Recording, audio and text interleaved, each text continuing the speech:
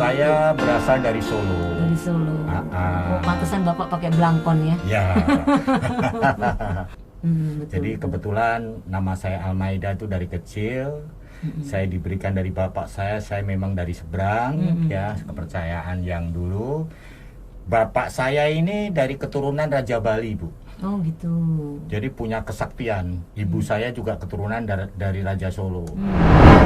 Bapak saya ini dukun terkenal, Bu. Iya. Dukun terkenal. Dari 7 bersaudara, sayalah yang terpilih untuk menggantikan ilmu bapak saya. Jadi dari kecil, saudara-saudara, saya sudah harus menggantikan ilmu bapak saya. Dari kecil saya sudah dibekali dengan puasa 3 hari, 7 hari, 40 hari itu sudah kayak makanan sehari-hari. Setiap hari tidur di kuburan dan saya dipersiapkan memang untuk menjadi dukun, Bu. Dari kecil saya sudah ditiupin di telinga, di umbun-umbun. Saya sudah dibekali banyak ilmu yang harus saya hafalkan, Bu. Baik ilmu dari bapak saya, dari leluhur saya, dan dari agama-agama lain. Dan saya belajar lagi, Bu, di Baduy, di Cirebon, di Cikupa. Saya belajar di tempat-tempat yang lain. Untuk memperdalam ilmu itu ya? Saya nggak merasa puas, Bu. Iya. Saya ingin menjadi orang yang hebat. Gitu. Sampai saya pertama praktek jadi dukun di Tanjung Duren itu, di belakang Taman Anggrek. Di situ saya dijulukin Mbah Dukun Kuntilanak. Karena saya bisa ngusir setan-setan yang orang lain nggak bisa. Oh gitu. Saya bisa menyembuhkan orang-orang yang kesurupan dan lain sebagainya. Bahkan hampir semua penyakit saya sembuhkan dengan ilmu saya yang lama, Bu. Oh gitu ya. Jadi setan itu kelihatannya bisa membantu kita. Setan itu kelihatannya bisa menolong. Padahal aslinya setan itu di dalam Yohanes 8 ayat 44, iblislah yang menjadi bapamu dan kamu ingin melakukan pekerjaan bapamu.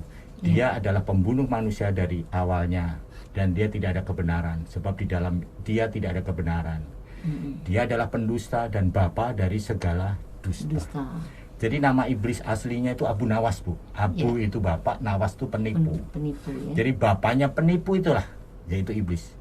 Dan saya waktu saya bertapa di beberapa gunung di Baduy, saya sempat diangkat jadi anak Raja Jin, Bu.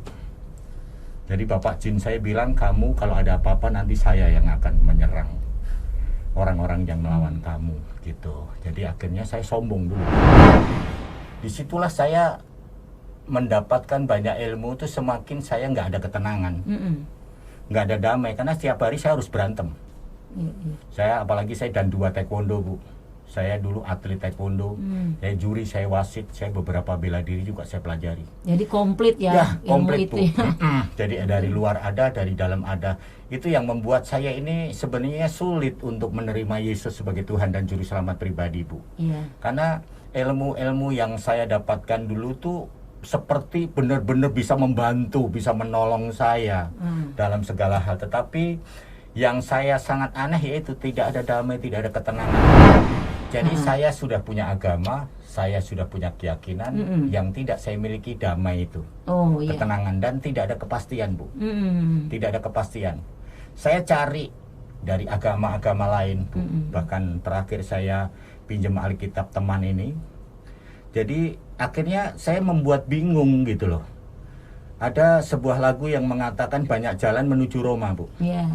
Tapi apakah benar ke surga itu seperti kita mau menuju ke Roma? Sedangkan keselamatan saya belum tahu apakah saya benar masuk surga apa enggak. Iya. Nah akhirnya disitulah titik jenuh saya itu. Saya masuk ke kamar, saya dapat ayat di Alkitab Matius 6 ayat 6. Kalau kamu berdoa masuklah ke kamar, kuncilah pintu. Di situ saya masuk kamar, saya kunci pintu, Bu, dan saya berdoa begini. Tuhan yang mana yang bisa selamatkan saya? Saya pengen ketemu. Tuhan mana yang bisa menyelamatkan saya? Saya mau ketemu. Malam ini juga saya berdoa dari jam 1 sampai hampir jam setengah 3, Bu. Di situ tiba-tiba genteng saya itu seperti nggak ada. Plafon saya seperti nggak ada. Jadi saya lihat langit terbuka, Bu. Bukan saja langit terbuka, tapi genteng terbuka, Genteng gitu lepas loh. semua ya. Nah di situ saya melihat ada bintang-bintang, saya melihat awan-awan. Dan salah satu seperti bagian dari bintang itu turun ke kamar saya. Dan langsung di depan pintu itu berwujud seperti sinar putih. Dan saya lihat mukanya ganteng begitu, Bu. Saya kan nggak tahu siapa dia, Bu. Iya. Saya tanyakan kepada dia, siapa kamu? Apa kamu setan? Apa kamu bapak jin saya yang bisa masuk ke kamar, lubang kunci, lubang angin, hanya setan, hanya jin. Apa kamu jin? Dan dia berkata, anakku, akulah Yesus.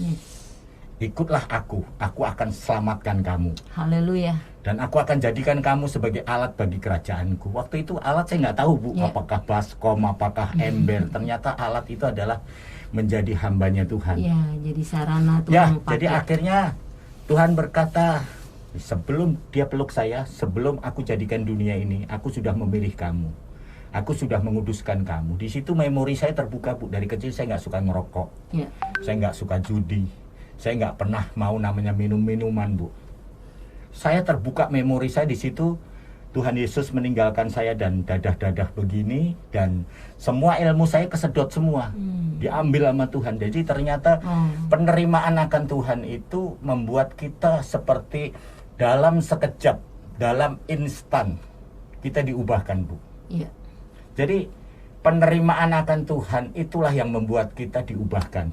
Jadi saat saya terima Yesus, saya uji, Bu. Dan saya pernah ujian saya yang ketiga, Bu. Saya mau dibunuh orang nomor 1. Orang nomor 1 itu gurunya, Bu. Gurunya kakak saya. Dia mau bunuh saya tapi nggak datang-datang, saya paranin, Bu. Di Bekasi sana saya tanya, apa benar Bapak ini merasa menjadi orang nomor 1 di dunia? Oh iya, saya ini orang nomor 1 di dunia. Pak, kok Bapak begitu yakin bahwa Bapak orang nomor 1? Oh iya.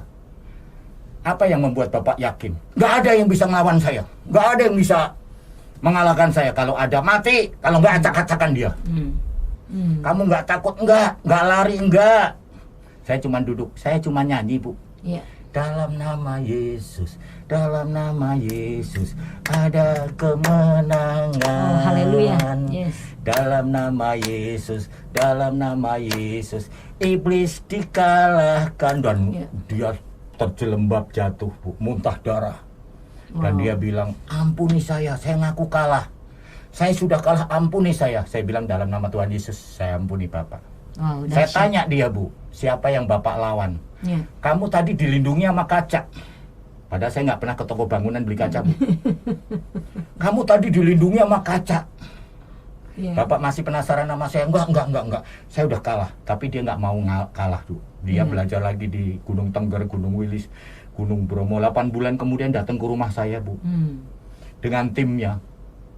Dan dia katakan, saya bilang saya kasih minum nggak mau minum, saya suruh duduk nggak mau duduk. Saya tanya, Bapak kesini mau ngapain? Mau membunuh kamu. Dulu kamu bisa mengalahkan saya, sekarang kamu harus mati di tangan saya. Saya bilang, selama Bapak belajar di dunia ini, Bapak tidak akan bisa mengalahkan Tuhan saya.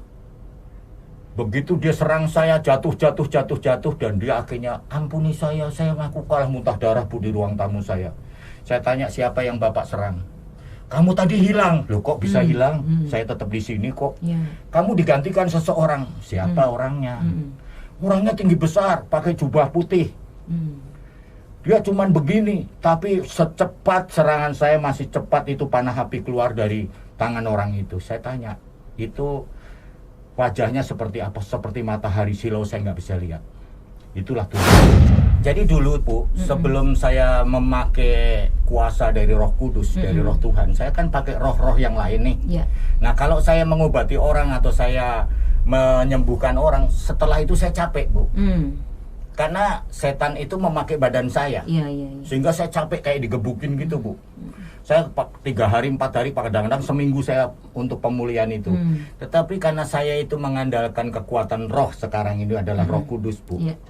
Jadi Tuhan yang berperang, yang gantikan kita. Jadi kita sama sekali tidak mengandalkan kekuatan kita. Karena Yeremia 17 ayat yang ke-7, diberkatilah orang yang bersandar kepada Tuhan, yang menaruh harapannya kepada Tuhan. Dia akan seperti pohon ditanam di tepian air yang selalu hijau daunnya, selalu berbuah pada musimnya.